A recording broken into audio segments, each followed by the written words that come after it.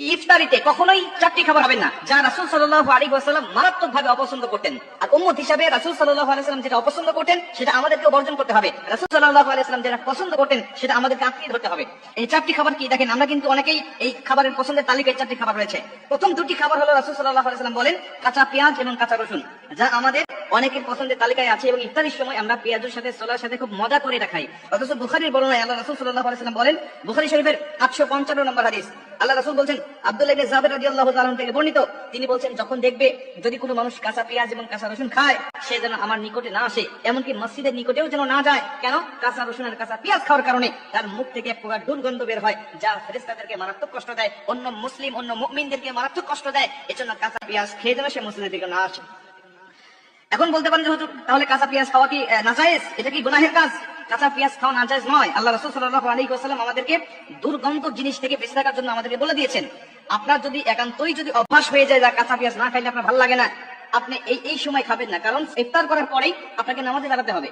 ইফতারি করার পরে আপনি নামাজ পড়বেন, মাগরিবের নামাজ আদায় করবেন, যা আপনার নামাজের সময় অবশ্যই রহমতের ফেরেশতা আপনার কাছে থাকবে। অর্থাৎ এই সময় যদি আপনি কাঁচা পেঁয়াজ খেয়ে নামাজে দাঁড়িয়ে যান, তাহলে আপনার নিকট ফেরেশতা আসবে না, বা আসলেও তাদের খুব কষ্ট হবে। এই জন্য রাসূল সাল্লাল্লাহু আলাইহি ওয়াসাল্লাম নিষেধ করতেন। আরেকটা হাদিসের মধ্যে আসছে, আল্লাহ রাসূল সাল্লাল্লাহু আলাইহি ওয়াসাল্লাম একটি দাওয়াতে গেলেন, যাওয়ার পর দেখলেন যে কাঁচা পেঁয়াজ দিয়ে তিনি সালাদ বানিয়েছেন। আল্লাহ রাসূল বললেন, এটা কে বানিয়েছে? ভিতর থেকে উত্তর আসলো, যেটা এটা ঘরের এক মহিলা বানিয়েছেন। তিনি বলছেন যে না, এটা আমি খেতে পারবো না, এটা নিয়ে যাও। কেন? এটা খেতে পারবো না এই জন্য যে আমার সাথে ফেরেশতা থাকে, আর এটা খেলে আমার ফেরেশতাদেরকে খুব কষ্ট দেয়, অতএব এটা আমি খেতে পারবো না। নাসাঈ শরীফের বর্ণনায় আসছে, আল্লাহ রাসূল সাল্লাল্লাহু আলাইহি ওয়াসাল্লাম বলেন, তোমরা পেঁয়াজ খাবে কিন্তু রান্না করে খাবে, যাতে এই দুর্গন্ধটা দূর হয়ে যায়। এই জন্য প্রথম দুটি তালিকায় আমাদের রয়েছে কাঁচা পেঁয়াজ এবং কাঁচা রসুন। আমি একসাথে বললাম এর জন্য, কারণ একই হাদিসের মধ্যে এই কাঁচা পেঁয়াজ আর কাঁচা রসুনের কথা আল্লাহ রাসূল সাল্লাল্লাহু আলাইহি ওয়াসাল্লাম বলে দিয়েছেন। 3 নম্বরে আল্লাহ রাসূল সাল্লাল্লাহু আলাইহি ওয়াসাল্লাম বলেছেন যে অতিরিক্ত গরম খাবার তোমরা খাবে না। ইফতারির সময় দেখা যাচ্ছে যে তাড়াহুড়া করে রান্না করা হয়, আর আমরা খুবই ক্ষুধার্ত থাকার কারণে, খুবই ক্লান্ত থাকার কারণে আমরা তাড়াহুড়া করে গরম খাবারটা খেয়ে ফেলি।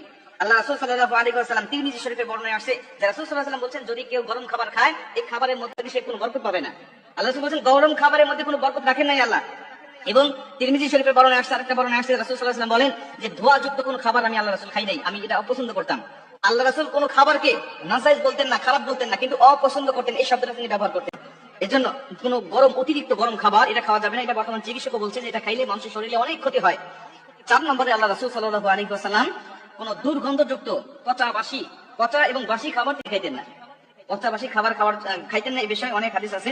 আর বর্তমান চিকিৎসা বিজ্ঞান এই পচা বাসি খাবার না খাওয়ার জন্য আমাদেরকে বারবার কিন্তু তারা সতর্ক করছে। কেন? এটা খাইলে মানুষের শরীরে অনেক রোগ ব্যাধি, অনেক কিছু তার শরীরে বাসা বাঁধতে পারে। এই জন্য পচা বাসি খাবার